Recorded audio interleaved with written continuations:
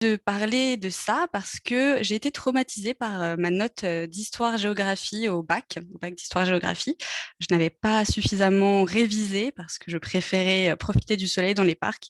Et donc, j'ai obtenu une note vraiment lamentable et j'ai oublié de préciser que le sujet que j'avais donc choisi pour cette épreuve, c'était la quatrième République. Et donc, j'ai décidé de prendre ma revanche aujourd'hui en en essayant de repasser, de passer en revue l'histoire de la République française. Donc déjà, ce qu'il faut savoir, c'est que la France a eu une histoire institutionnelle instable comparée à d'autres pays. Il y a eu des changements de régime fréquents, euh, contrairement à des pays comme le Royaume-Uni, par exemple, qui a eu une histoire plus stable. Mais ça, c'était avant le Brexit.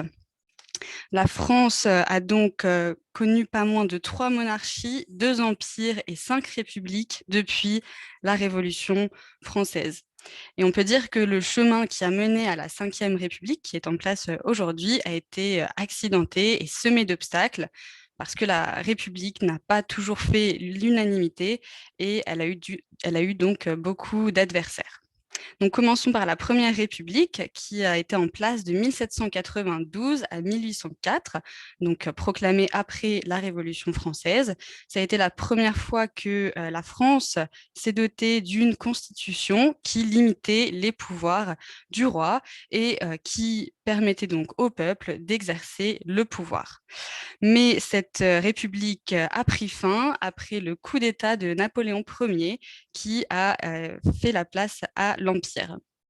Ensuite, Deuxième République, elle a été en place de 1848 à 1852, donc elle a été très courte, mais il y a eu des réformes importantes.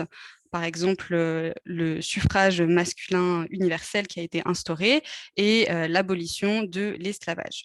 Mais une fois de plus, c'est un Bonaparte qui a mis fin à la République. Cette fois, c'était le neveu de Napoléon Ier, donc Louis-Napoléon Bonaparte, qui a donc aussi organisé un coup d'État et ouvert la voie au Second Empire. La Troisième République, elle, a duré de 1870 à 1940 et il y a eu peu de changements dans la structure des institutions françaises depuis cette République jusqu'à aujourd'hui. Ça a tout de même été une république très instable et qui a rencontré une forte opposition, notamment de la part de l'Église catholique. Il y avait beaucoup de tensions entre l'Église catholique et les républicains. Et c'est aussi la République qui a été secouée par l'affaire Dreyfus. Donc en fait, l'affaire Dreyfus, on pourrait dire qu'en quelque sorte, ça a été un affrontement entre le camp républicain et le camp anti-républicain. Donc ça montrait qu'il y avait une hostilité envers la République. Et quand Dreyfus a finalement été acquitté, on pourrait dire que ça a été le triomphe de la République sur ses adversaires. Ce qui a été particulièrement important dans cette République, ça a été la loi Jules Ferry, qui a instauré l'école obligatoire, laïque et gratuite, et qui a vraiment permis de consolider les valeurs républicaines et qui a permis d'unifier la France, parce qu'à l'époque, la France était divisée en nombreuses langues régionales, et donc cette loi a permis de l'unifier. Mais cette République a pris fin au moment de la Seconde Guerre mondiale avec le régime de Vichy. Ensuite, la Quatrième République, elle a été proclamée en 1946 et a duré jusqu'en 1958. C'est De Gaulle et la résistance française qui ont posé les bases de cette nouvelle République et qui ont ainsi rétabli la démocratie. Les femmes ont également obtenu le droit de vote à ce moment-là. Mais c'est une république qui a aussi été très instable. Les gouvernements ne duraient pas plus de 6 mois, donc tous les 6 mois, il y avait un changement de gouvernement, et c'était parce que le Parlement avait énormément de pouvoir. Et donc le fait que le Parlement avait beaucoup de pouvoir fragilisait le gouvernement, et donc le gouvernement n'était pas en mesure de faire face à des problèmes importants de l'époque, comme la décolonisation et la guerre d'Algérie.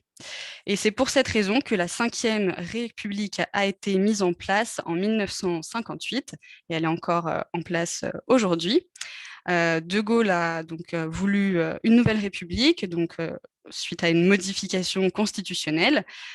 qui a permis de diminuer le rôle du Parlement, donc de lui enlever des pouvoirs, et ainsi qui a permis de mettre en avant le pouvoir exécutif. Et donc, le président était désormais élu directement par les citoyens et non pas par le biais du Parlement. Donc, De Gaulle a ainsi pu renforcer les institutions de la République et les rendre plus solides et plus efficaces. Réforme importante de la Ve République, ça a été en 1974 le droit à l'avortement et en 1981 l'abolition de la peine de mort. À l'époque où cette république a été mise en place, il existait de nombreuses inquiétudes. On avait peur que les pouvoirs soient trop concentrés dans les mains du président. Et donc, la constitution de la Ve République a été très contestée. Mais que serait la France sans son esprit de contestation? Mais avec le recul, on se rend compte maintenant que les institutions de la Ve République sont stables, qu'elles fonctionnent bien et la Ve République est maintenant très bien acceptée, même si certains voudraient voir euh, la mise en place d'une 6e République, mais seul l'avenir nous dira si ce sera le cas.